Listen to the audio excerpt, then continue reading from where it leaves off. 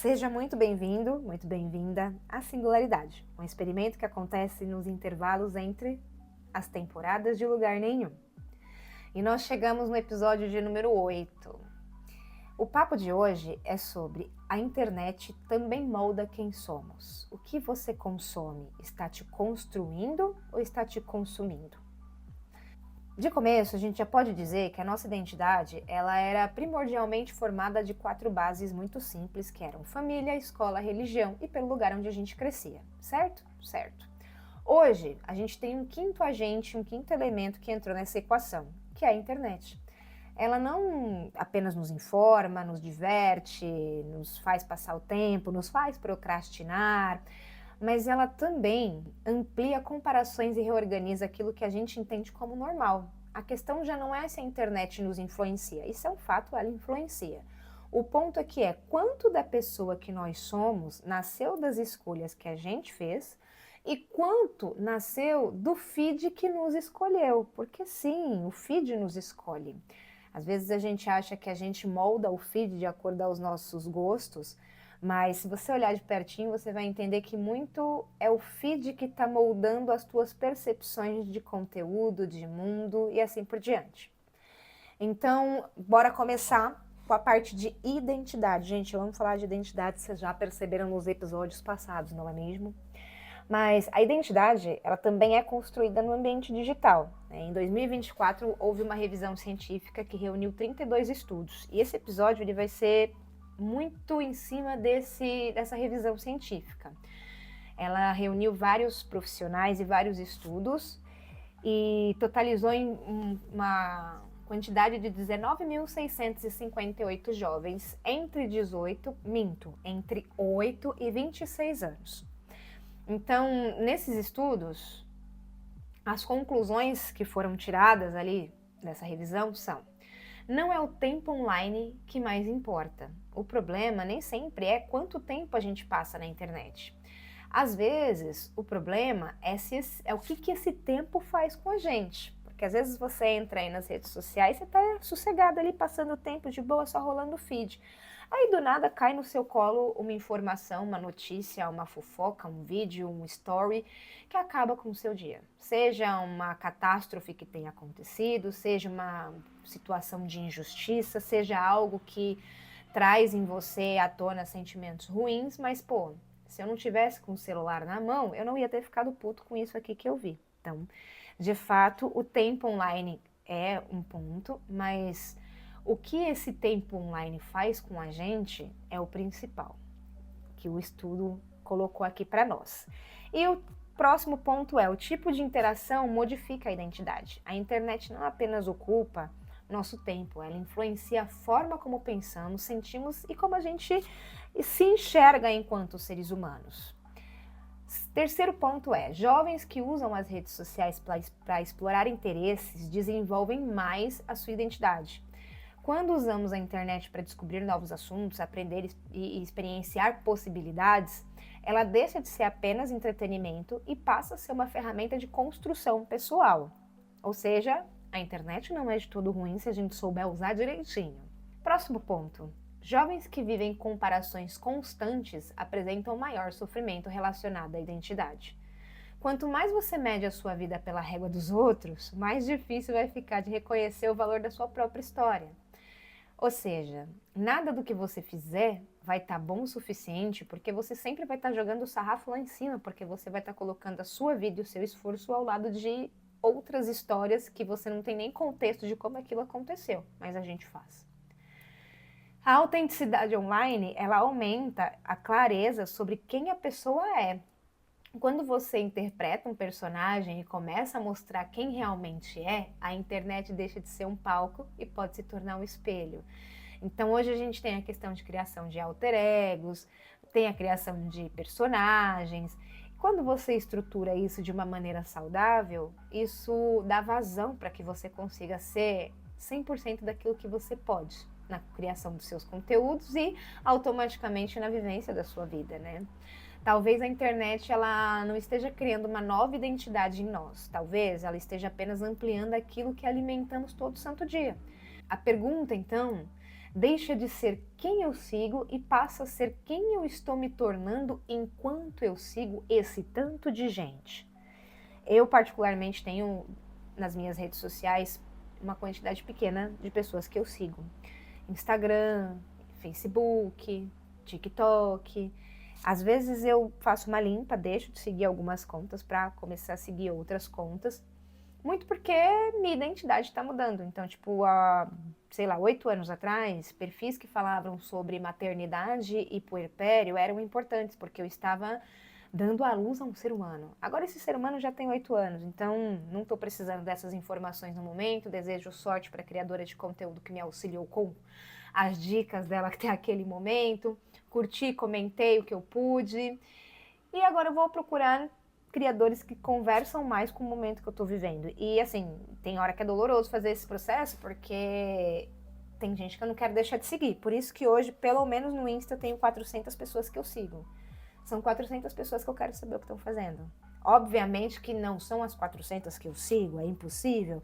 Mas quando eu abro ali o quem eu sigo e clico numa conta, eu sei que eu vou ver uma coisa legal. Próxima parada aí do nosso bate-papo é a adolescência, é a fase mais vulnerável. Mas assim, não leve para o coração que é apenas a adolescência. E depois, quando eu falar um pouquinho sobre isso aqui, eu vou discorrer sobre esse ponto de não se encaixar só na adolescência.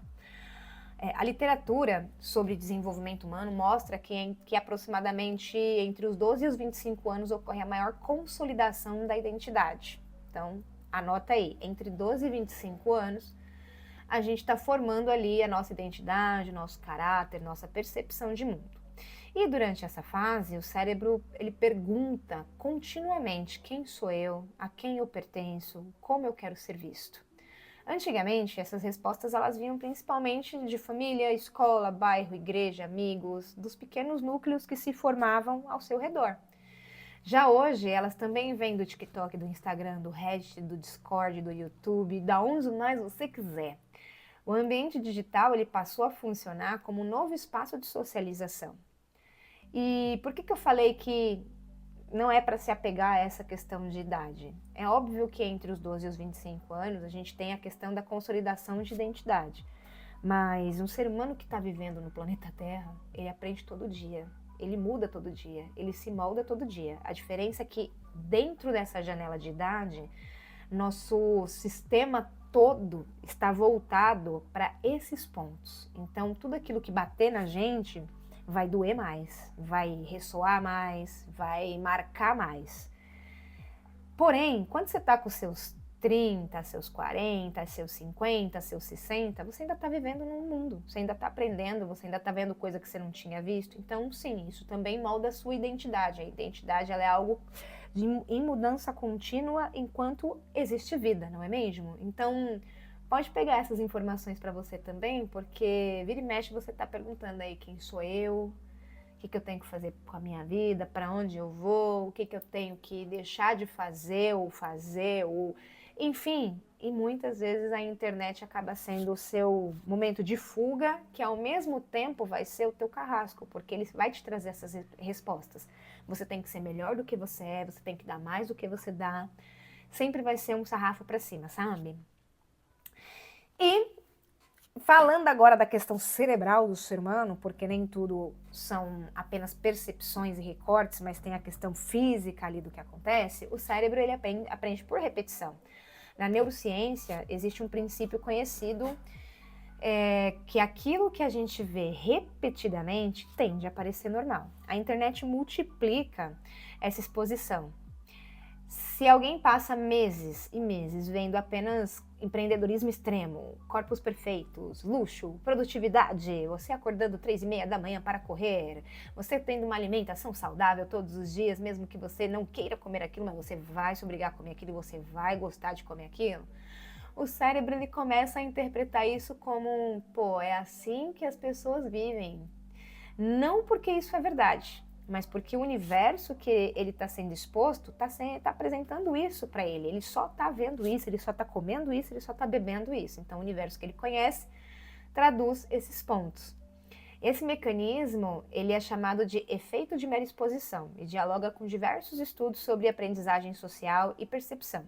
A ideia ela é simples. Quanto mais vezes nós somos expostos a alguma coisa, maior é a tendência de que ela nos pareça familiar, confiável e até desejável. Não porque ela seja melhor, mas porque o nosso cérebro gosta de reconhecer. Ele gosta, ele tem esse apego com o familiar. O desconhecido, ele exige energia. O familiar, ele economiza energia, né? Então, imagina alguém que todo dia abre uma rede social e vê o mesmo tipo de corpo.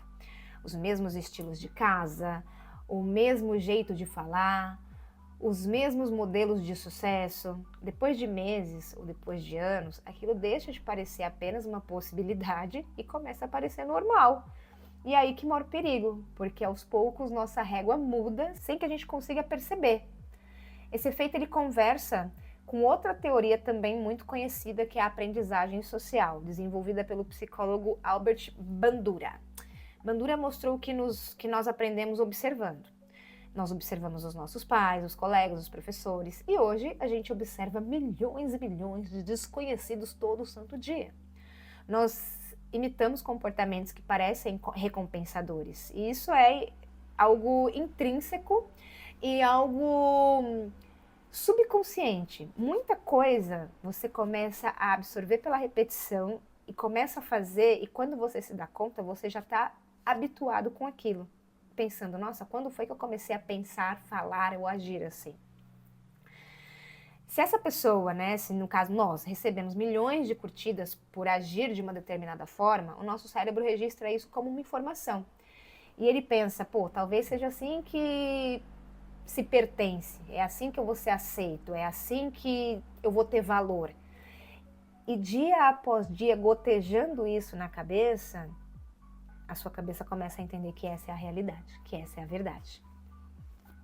E muitas vezes a gente não percebe que a gente está aprendendo, tá? A gente hoje tem uma retenção de atenção baixíssima, mas ainda assim nós temos um desenvolvimento de bilhões de anos no nosso sistema que nos propicia absorver rapidamente informações que são relevantes para o nosso subconsciente, ou pelo menos aquilo que ele entende que é relevante. Então, enquanto você está scrollando, sim, você está bebendo dessa fonte, você está comendo desse alimento, você está absorvendo tudo isso. E existe também um outro conceito chamado de normalização. Aquilo que a gente vê repetidamente deixa de parecer exceção e passa a parecer uma regra. Se você vê produtividade extrema todo dia, você começa a acreditar que descansar é fracassar.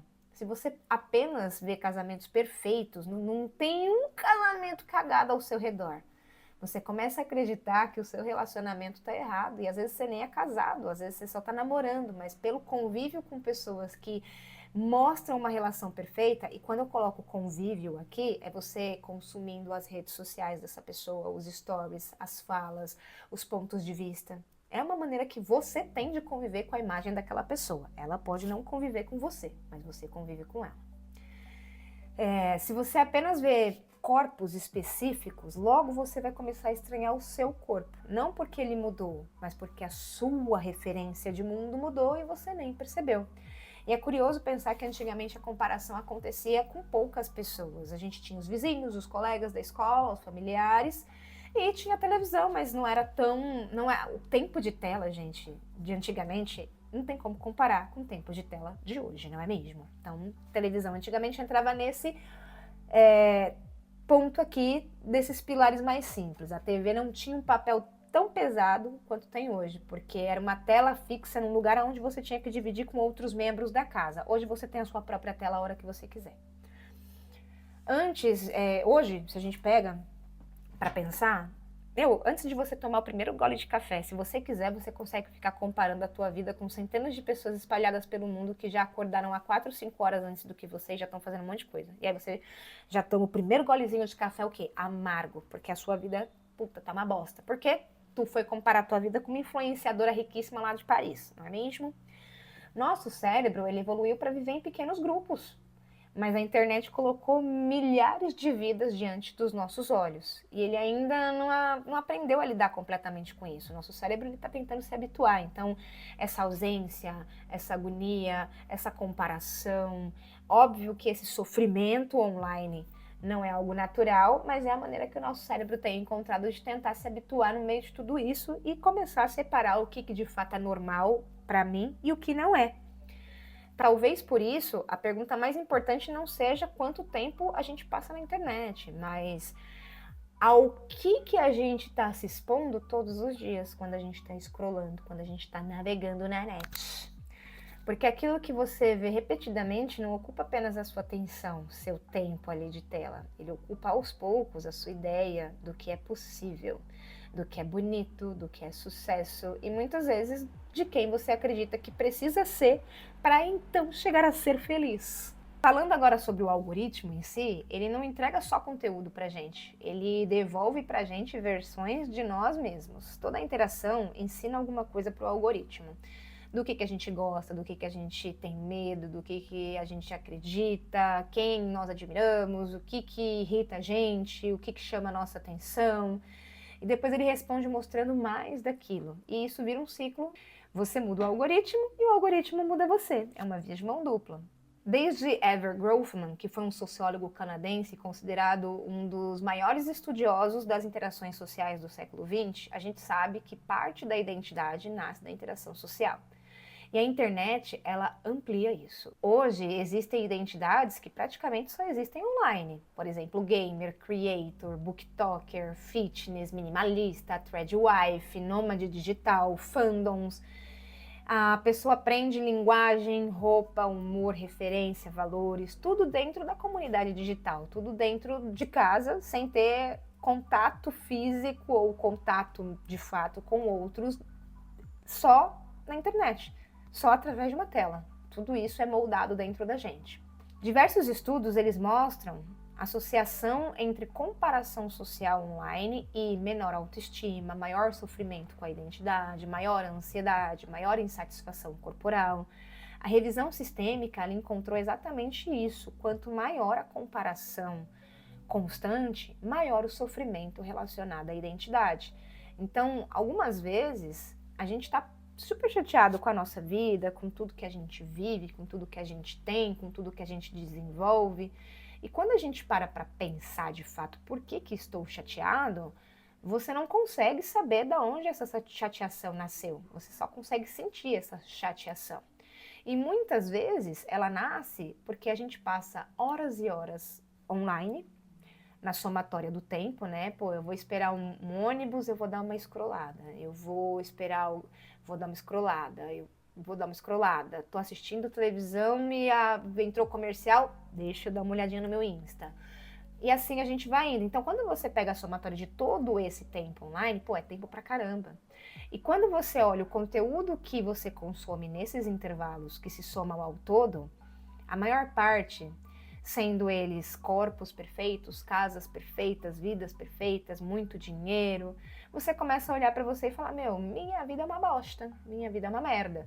Só que como o seu cérebro está fazendo outras coisas ao mesmo tempo que ele está ali na rede social, ele vai jogando isso pro seu subconsciente e vai alimentando um monstro dentro de você, que às vezes acorda do nada e por nada e você se sente um grandíssimo cocô porque você tem plena certeza que está vivendo errado. Só que você não sabe dizer de onde vem essa certeza. E essa certeza vem do inconsciente que você alimenta nas redes sociais, na internet, na vida digital. Para vocês terem uma ideia, a internet ela muda até a nossa memória. Pesquisas sobre cognição digital mostram que hoje a gente lembra menos das informações e mais de onde encontrá-las. Isso ficou conhecido como Google Effect ou digital amnésia. Em palavras miúdas, a internet ela passa a funcionar como uma extensão da memória e isso muda a nossa maneira de aprender. Dependendo da idade que você tiver, enquanto você estiver me escutando aqui, você vai conseguir compreender isso de uma maneira diferente, porque eu tenho filhos, né, uma de 21 e outro de 17, uma de 8, mas a de 21 e o de 17 são a minha maior amostragem de como a forma como as pessoas aprendem hoje mudou. A de 21 faz faculdade e, cara, não tinha tanto recurso na época em que eu fazia como tem hoje. Porém, eu tinha necessidade de decorar muito mais coisas para conseguir, sei lá, dialogar numa conversa, para conseguir levar para a sala de aula, para desenvolver num trabalho. do que ela precisa fazer hoje, porque ela tem várias ferramentas que vão propiciar para ela informação mastigada em minutos. Então isso muda a forma como a gente percebe a absorção da informação. É muito doido, gente. Eu gosto desses assuntos malucos e de como coisas cotidianas que às vezes a gente acha que, pô, não tem nada a ver, tem tudo a ver. Agora a gente fala de gerações. Gerações diferentes foram moldadas por internets diferentes, meus irmãos. Millennials, os millennials queridos, eles têm a internet como uma descoberta. Então, fóruns, MSN, blogs, Orkut. A identidade ela é construída por comunidades. Era muito natural você ter uma comunidade no Orkut, você ter um pequeno grupo de amigos ali no MSN para trocar uma ideia, fóruns onde você encontrava sempre figurinhas carimbadas. Então, nós tínhamos a questão da comunidade. Já a Gen Z, ela tem a internet como palco.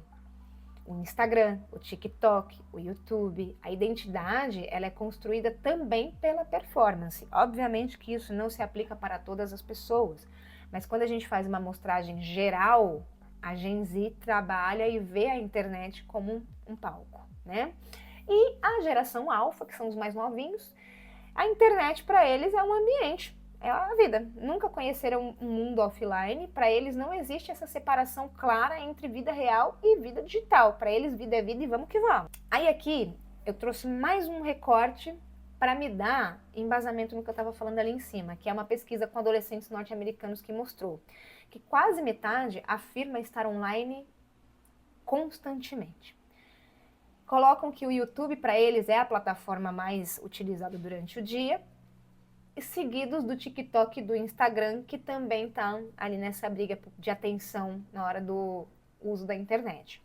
Outro levantamento mostrou algo interessante, que os adolescentes eles reconhecem os efeitos negativos, mas também dizem que as redes sociais ajudam a manter amizades, permite encontrar comunidades de coisas que eles gostam e assim desenvolver ali a identidade deles, e favorece a criatividade e o pertencimento. Ou seja, a internet ela não é apenas um risco, ela também é um ambiente de desenvolvimento riquíssimo que a gente pode trabalhar da melhor maneira que a gente puder para não se perder na toca do coelho da Alice, sabe? Ao invés de você entrar numa toca estranha e se alimentar de um monte de lixo e coisa ruim, para que assim você reflita na sua vida e tenha uma vida, né, meio merda, você pode ir educando o seu algoritmo e ir se educando a consumir coisas que vão te fazer bem. E aí entra o ponto de psicanálise, né? Porque eu sempre vou puxar ali um papo para a psicanálise. E isso também dialoga, né? O Freud nunca teve conhecimento de internet, mas a ideia de que o sujeito é constituído pelo olhar do outro continua super atual nas redes sociais. Até porque se eu preciso de alcance, seguidores de engajamento, eu preciso ser reconhecido pelo olhar do outro para que ele me siga e me traga esses números, né? E aí na sequência a gente tem Lacan, que propôs que nos reconhecemos por meio da imagem e do desejo do outro. As redes sociais, elas potencializam absurdamente esses pontos. Antes, o espelho eram poucas pessoas, hoje são milhares. Curtidas, comentários, compartilhamentos, visualizações, tudo isso funciona como novos marcadores e símbolos do reconhecimento. E, entrando aqui no finalzinho do nosso episódio, eu trouxe alguns embasamentos de leituras que pontuam muito do que a gente trocou hoje, né? Isso aqui não é só uma impressão minha ou uma impressão nossa, porque eu acredito sinceramente que você me ouvindo até aqui, você concordou com certos pontos que eu trouxe. Obviamente que não com todos, porque nós somos pessoas pensantes e podemos discordar, mas no montante geral você fala, pô, faz sentido isso aí. E aí eu trouxe aqui alguns recortes de pessoas que já estão falando, né, sobre esses pontos em outros momentos. E quem quiser ler, tem uns livros bem legais aqui. E vamos lá. Tem o Marshall McLuhan, professor e filósofo de comunicação e um dos maiores estudiosos de influência da mídia na sociedade. Ele disse que o meio é a mensagem. O que ele quer dizer com esse ponto, né? É que o impacto de uma tecnologia não está apenas no conteúdo que ela transmite, mas na forma como ela muda nosso comportamento, nossa percepção e a maneira como a gente vive. Antes mesmo das redes sociais existirem, ele já propôs, já tinha colocado o ponto de que toda nova mídia reorganiza a sociedade. Hoje, essa ideia parece quase uma descrição do que é a internet, principalmente as portas da inteligência artificial que nós estamos atravessando aí a duras penas com chutes e bicudas, né? E Sherry Turley, 1948, psicóloga, socióloga e professora, é uma referência mundial no estudo da relação entre os seres humanos e tecnologia. No livro dela, Alone Together, ela mostra que, embora estejamos cada vez mais conectados, isso não significa que estejamos mais próximos uns dos outros. A tecnologia transformou a forma como nós nos relacionamos, construímos intimidade e até como a gente apresenta a nossa identidade para o mundo. Segundo Turkle, passamos a esperar mais das máquinas e menos das pessoas. Zygmunt Bauman, 1925 a 2017, sociólogo e filósofo conhecido por analisar a sociedade contemporânea. Em Modernidade Líquida, Bauman descreve um mundo em que quase tudo é transitório: relações, carreiras, valores e identidades. Nas redes sociais, essa ideia ganha ainda mais força. Hoje, a gente pode editar perfil, mudar opinião, reconstruir nossa imagem, fazer o famoso rebrand e experimentar diversas versões de quem nós podemos ser no ambiente online com um clique. A identidade deixa de ser algo fixo para se tornar um processo contínuo de atualização.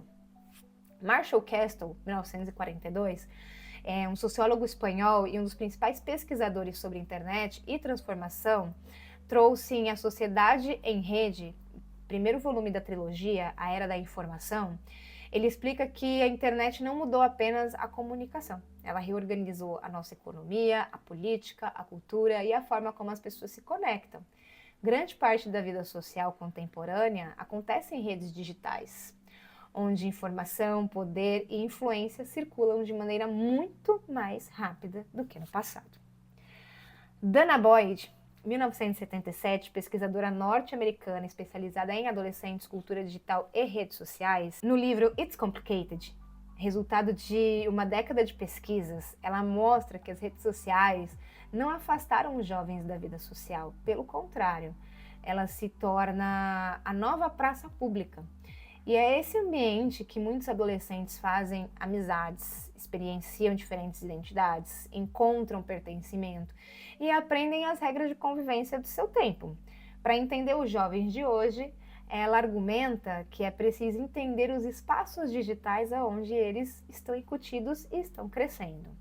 Se a gente junta esses 5 autores, eles contam praticamente a mesma história, por perspectivas diferentes. McClellan mostra que a tecnologia muda a sociedade. Turkle mostra que ela muda os nossos relacionamentos. Bauman já mostra que ela torna a nossa identidade mais fluida. E Castle explica que passamos a viver em uma sociedade organizada em redes. E Dana, ela fecha mostrando que para as novas gerações essas redes são lugares onde a identidade é construída.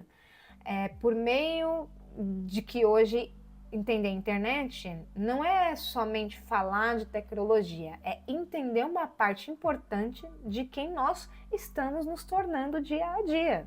E você? Será que você escolheu aquilo que você consome? Ou aquilo que você consome já começou a escolher quem você vai ser? Pois é, galera, chegamos ao fim de mais um episódio do nosso podcast. Não se esquece de avaliar, de seguir, isso me ajuda muito. E para quem quiser me achar em outras redes, é só procurar por Aquela Dai no TikTok e no Insta. E por lugar nenhum no Spotify, no Substack e no YouTube. E para quem está acompanhando, agora é hora do conto. A Sala das Mil Helenas. A casa muda, as paredes respiram. Portas surgem. Atrás de cada uma existe uma Helena, uma feliz, uma amarga, uma solitária, uma idosa, uma criança. Todas fazem a mesma pergunta: por que você desistiu de nós? Pela primeira vez, Helena entende. Ela nunca viveu, ela apenas sobreviveu. A mulher sem rosto reaparece. Agora possui feições. As feições de Helena. E ela diz: você passou a vida inteira procurando um lugar para pertencer. Aponta para casa, mas você é a própria casa. Silêncio. Helena olha ao redor. Pela primeira vez, as paredes deixam de parecer uma prisão. Parecem memória. Cada corredor guarda uma escolha. Cada porta uma possibilidade que nunca foi vivida. Ao fundo, o velho espera. Como se soubesse que aquele entendimento era apenas o começo. E ele diz: venha, ainda existe uma última verdade. E é isso, galera. O nosso episódio fica por aqui. Até o próximo. Beijo!